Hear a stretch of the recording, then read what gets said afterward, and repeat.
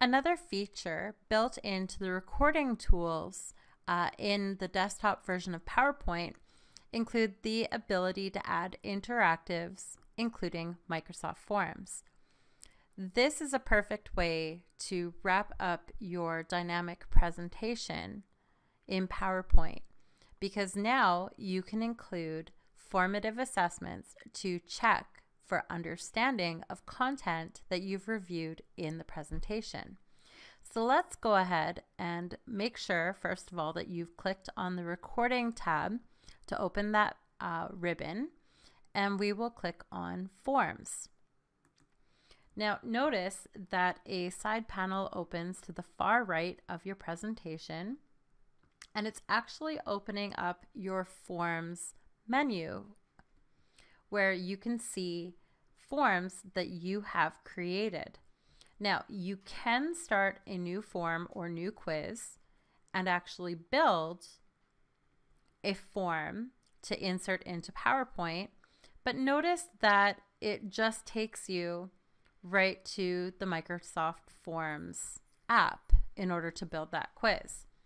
So instead of building a new quiz right on the spot, I would recommend going to office.com, selecting Microsoft Forms app, building the quiz, and then bringing it into your PowerPoint presentation. So let's just go ahead and delete this particular asset. And again, notice that before I go to insert my form, I've actually added a blank slide. This is where I'm going to insert that form or that content. And instead of clicking on new form or new quiz in that forms panel, I'm going to select a form that I have created already called plant reproduction. And we're just going to hover over it and click insert.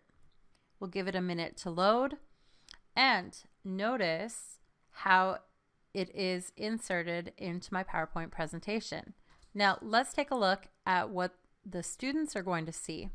So let's switch over to slideshow, and we will present from the current slide. Notice that students in presentation mode can complete this form. And once they have entered in all of their answers, they just simply click submit. So let's go ahead and fill this out as a student, and we'll go ahead and hit submit. Now my response was submitted to Microsoft Forms, so let's just exit out of presentation mode. And now if I go to office.com and launch the Forms app and open that plant reproduction form, I will see that I have a response submitted. In this case, I have 2 responses submitted, and I can go ahead and I can view the results individually, see an overview of the results, or even open my results in an Excel spreadsheet. So adding forms to your PowerPoint presentations is a great way to use interactives to include formative checks to ensure that students are understanding and engaging with the content that you've provided in your PowerPoint presentation.